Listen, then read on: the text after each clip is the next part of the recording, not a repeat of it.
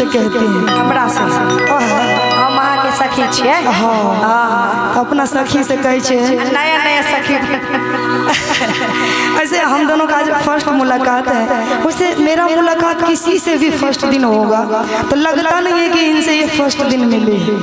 ऐसा घुल मिल जाते हैं ना हम, मेरा विचार ही वैसा है। चाहे वो कलाकार हो, चाहे नॉर्मल लेडीज हो, गांव घर की, चाहे कोई भी हो, इतना मानने लगते हैं कि लगता है कि सालों पुराना इनका रिश्ता। और ऐसे ही भी होना ही चाहिए क्या, सबसे मिलना जुलना अच्छा बात है। बिल्कुल।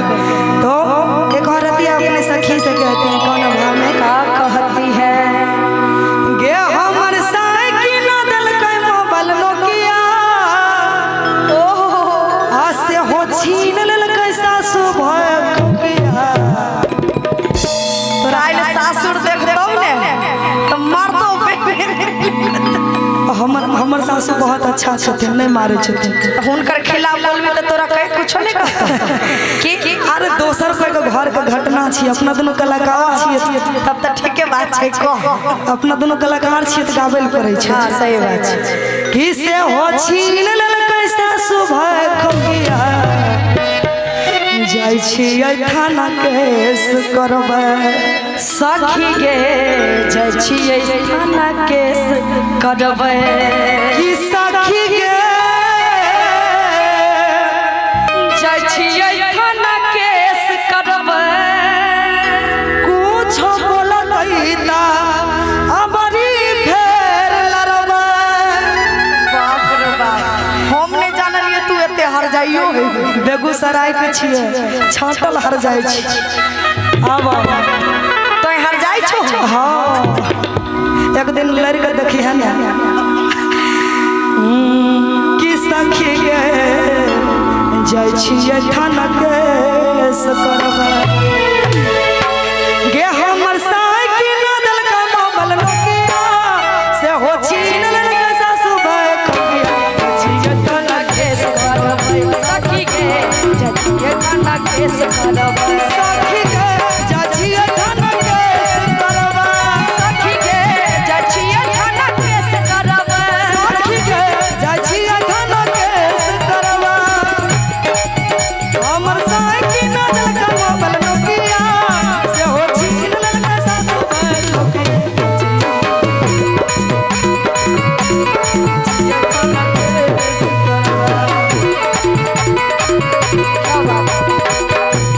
लेकिन इसी धुन पे मुझे रूप ने कहीं का नहीं छोड़ा, ऐसे गलियों में लाके दिल छोड़ा।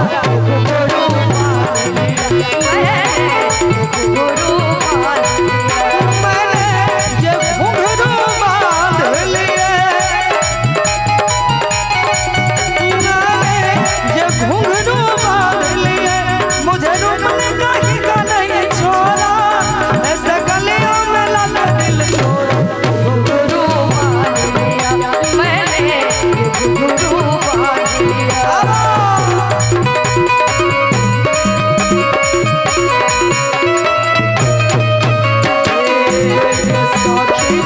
एगो बेटा के बिना सब बजनिया कहै छै।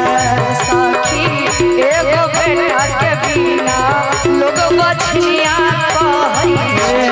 लोगवा बजनिया कहै छै, सबे बजनिया कहै छै। सखी एगो बेटा के बिना सब बछनिया कहै छै। सखी एगो बेटा के बिना लोग बछनिया कहै छै।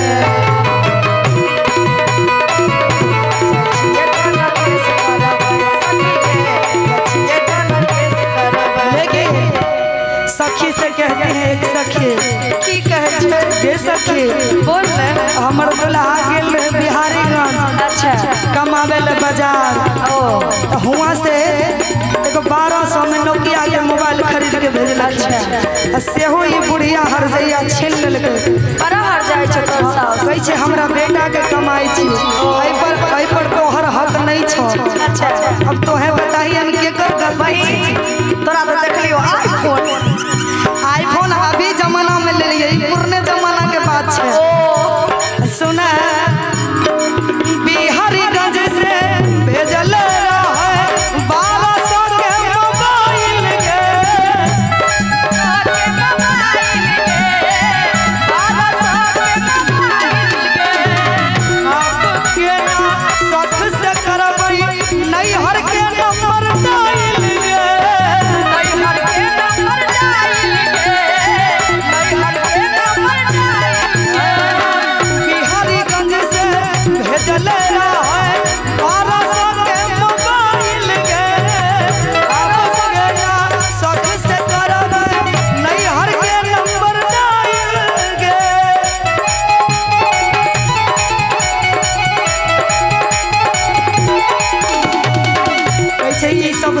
नहीं सुधरते से आब हमरा पर पंचायती बैठबे ले पड़ते।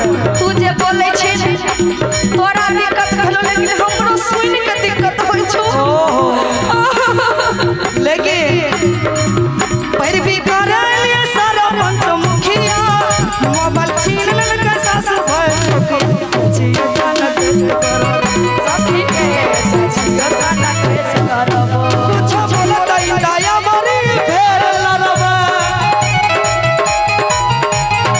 के कुछ बोलतै दया बरी फेर लड़बा फेर लड़बै के फेर लड़बै हमर साइकिल न दगा मोबाइल नोकिया से हो छीन लेलकै सासु भाई नोकिया सखी के छिया गाना कैसे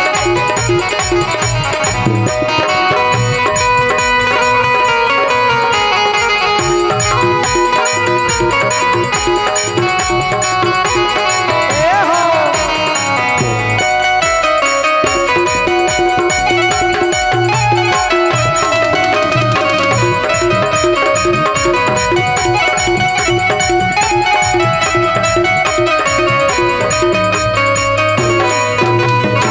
क्या बात है।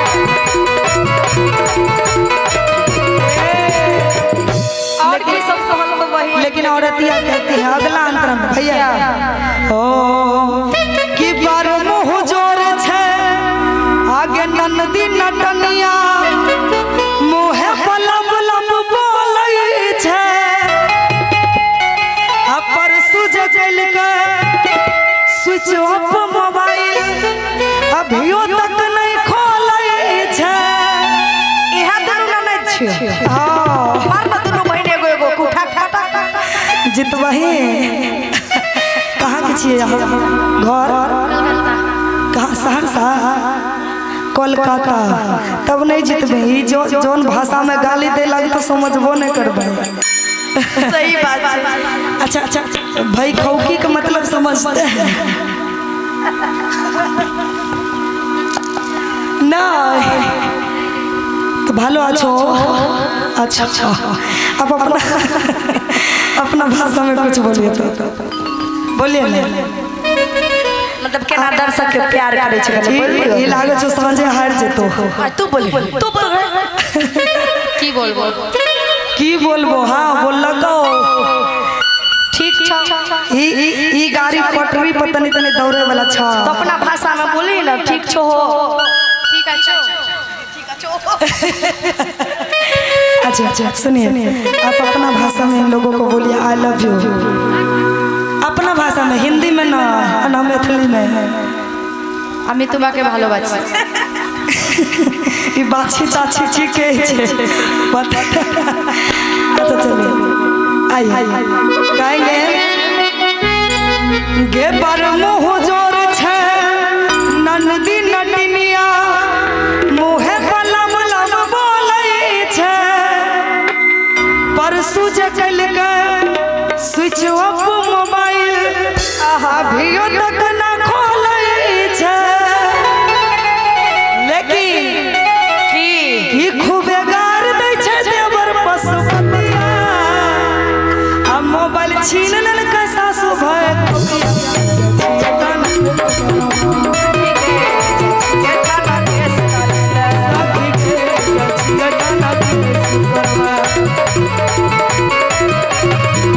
कुछ बोलकै दया बरी फेर लड़बा फेरू लड़बै के सखी फेरू लड़बै के कुछ बोलकै दया बरी फेर लड़बा हमर साइकिल न दगा मोबाइल नोकिया से हो छी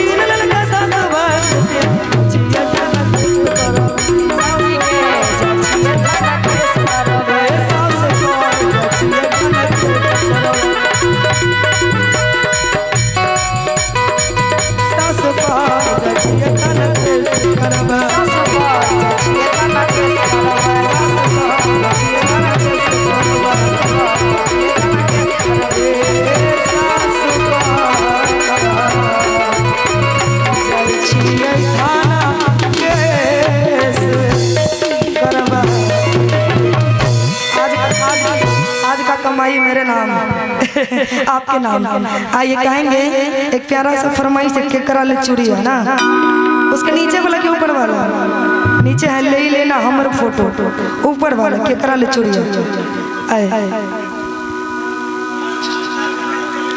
कि हेगे जान के